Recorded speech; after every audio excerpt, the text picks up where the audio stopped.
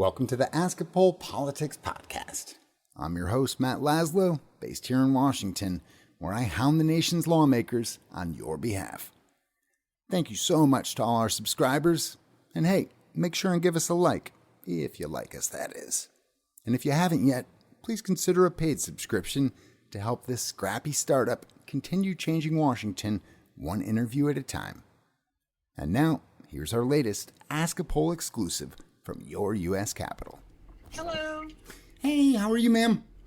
I'm good. How are you doing? We miss you on Capitol Hill. Oh, thank you. You're too kind. But because I only have 7 minutes if I ask good questions and 5 if I don't, I'm going to hop right in. Okay. So how important is this? Just knowing the history of, since... just knowing America's history with boarding schools. I went to a boarding school, but not one of these. How important is the president's apology? Oh my gosh. I never thought I would see this in my lifetime, right? Decades ago when I was sitting at my grandmother's kitchen table and talking to her about boarding schools, she didn't tell me everything, right? I knew there was more to what she was telling me. She was at a Catholic boarding school. It was, 125 miles away from her home, but it might have been, could have been 1,000 miles because her dad only had a horse and wagon, right? He couldn't visit her every day. He only, in fact, she told me he was able to only visit her twice during the 5 years that she was there.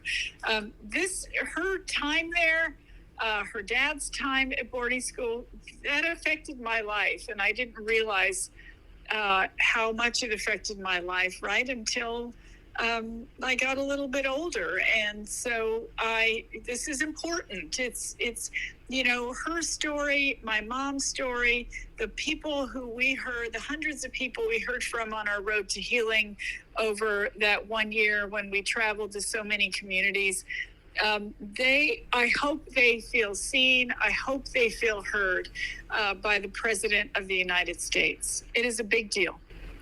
And that's the thing, talking to so many members of tribes, leaders of tribal nations, like an apology is one thing. How is the U.S. federal government can actually show these tribes that this is the big deal that you're making it out to be?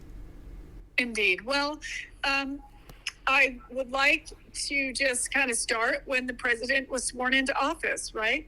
He made tribal consultation a top priority for his administration. And that wasn't just for the Department of the Interior, who has the Bureau of Indian Affairs and the Bureau of Indian Education. It was for his entire administration. Every cabinet member was instructed to make tribal consultation a top priority. So we have worked very hard on that. The president also restarted the White House Council on Native American Affairs. He restarted the Tribal Nation Summits. None of those things happened under the previous administration. So here we are. The president's Investing in America agenda has moved $45 billion toward Indian country. This is like once in a generation investments for renewable energy, for landscape restoration, for Indian schools, tribally run schools. These are big investments that we have been able to make, and that and this is all because of the president. So in a way, he has already lived up to his commitments to Indian country, and this acknowledgement and apology regarding the boarding schools, it's not the start of something, right? It's part of what the president has meant to do in his commitments to Indian country. And I've covered the tribal conference since the Obama administration, and then there was that lag where they weren't there. How important has it been to rekindle those relationships and to give tribes, that seat back at the table? And what do we risk losing if that goes away? Well, I mean, we are, my hope is that tribes have solidified their standing, right? I want the tribes, regardless of who is in office, anytime in the future, I want the Indian tribes to say, we are not going back to that place, right? We are here, and you're going to listen to us. It is, I started this Secretary's Tribal Advisory Committee for the first time here in this department, and we have roadmaps to how any administration can form their own tribe, stack Secretary's Tribal Advisory Committees. We have roadmaps on how the Tribal Nation Summits are organized and done. So that I am hoping that the tribes recognize that this is their time. This is a new era for them. And I hope that they will continue to assert their place at the table. And now, what do you say are the state of tribal relations? Like, we've heard certain politicians refer to, call them drunken Indians. Like, what do you make of that? Well, I mean, I know that there will always be a certain amount of ignorance out there with respect to tribal nations. When people say really offensive things like that, they lack a knowledge of the history of our people. Our history is complicated, it's complex, it has many different eras, right? We started with contact 500 years ago when Europeans came here. We went through eras of genocide, and we went through eras of land stealing, and then assimilation policies. And I mean, it's just, we have lived through so much. And if anyone stopped to think about how we have persevered through all of those eras, starting 500 years ago, not to mention the fact that ancestors like mine were building cities with millions of pounds of stone and mortar in the desert, right? I mean, we have lived through so much, and all I can say is that I hope that people who say things like that will educate themselves, because that will, if they're running for office, they need to be educated so that they can be effective leaders for their constituents. That aside, I am incredibly committed myself, and I have been throughout my life, to honor the legacy of my ancestors, and here at the department to honor the legacy of everyone's ancestors. That's my job, and I am proud to do it, and I'm so honored to be a part of this administration, one who sees people, one who cares about every community in this country, and a president who is a president for all people. It's really, it's been an honor for me. And here we have the President of the United States using his words, issuing an apology, apologizing.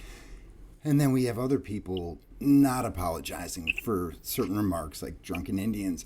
How important is the heft of an apology from the federal government?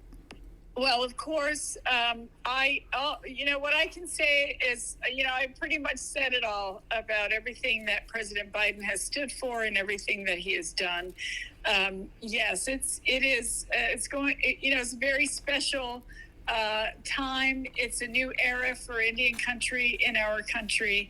President Biden, if you've read any of his statements or proclamations on Indigenous Peoples Day throughout this term, you will see that he values and honors everything that Indian country has given to the United States, right? This was all Indian land at one time, and bit by bit, our ancestors have sacrificed, but I can say that every Indigenous person I know, they're proud to be American.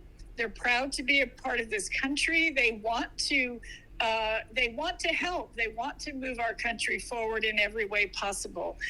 They serve in the military. They serve in the federal government. They run for office in their home states and communities. These are, we have people in Indian country who are in every way working to make our country a better place, and that is completely in line with what President Biden wants to do as well. So I think it's a really awesome day, and I am so proud to be a part of it. And now critics are going to say, the president's announcing this in Arizona, it's an election year. Is this politics? No, I mean, they can say what they want. The president's apology is real. And it's heartfelt and it's meaningful, and it will mean something to the people there. It will mean something to anyone who listens to it. So I am, as I said before, it's a wonderful day to be Indigenous, and I'm really proud to be by the president's side for this most important day.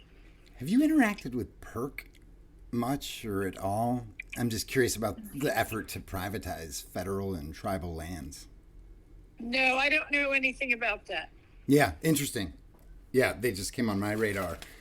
And then real quick. Yes, I don't know. I mean, here at the Department of the Interior, right, we are working to manage federal lands, and I'll just say that we're responsible here to uphold the trust and treaty obligations of our nation's 574 federally recognized tribes, and that's a charge that we take very seriously. So treaties never expire. Tribes deserve a seat at the table. We're going to do all we can to make sure that we continue to commit to that mission. And we have 90 days left in this administration, and we're going to all work as hard as we can to get as much done as we can.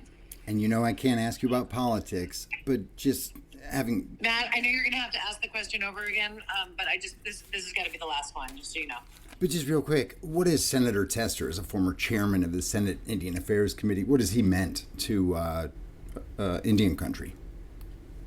Would you like to ask a different question? Yes, ma'am. Because I can't speak for him, so that's probably a question for him. Yep, and I'll ask it to him. I got a random one for you. Have UAPs ever come up in tribal discussions or cabinet meetings? No, I don't know what that is either. That's the new term for UFOs, but I figured that'd be your response. Okay, Matt, thanks so much. Appreciate y'all. Have a good one, Secretary. Bye-bye now. Cheers. Thanks for listening to Ask a Poll, your conduit to Congress.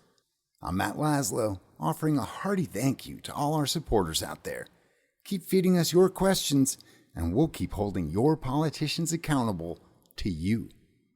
And if you haven't yet, please subscribe at askapoll.com. We can't do our independent journalism without your support, fam. Cheers.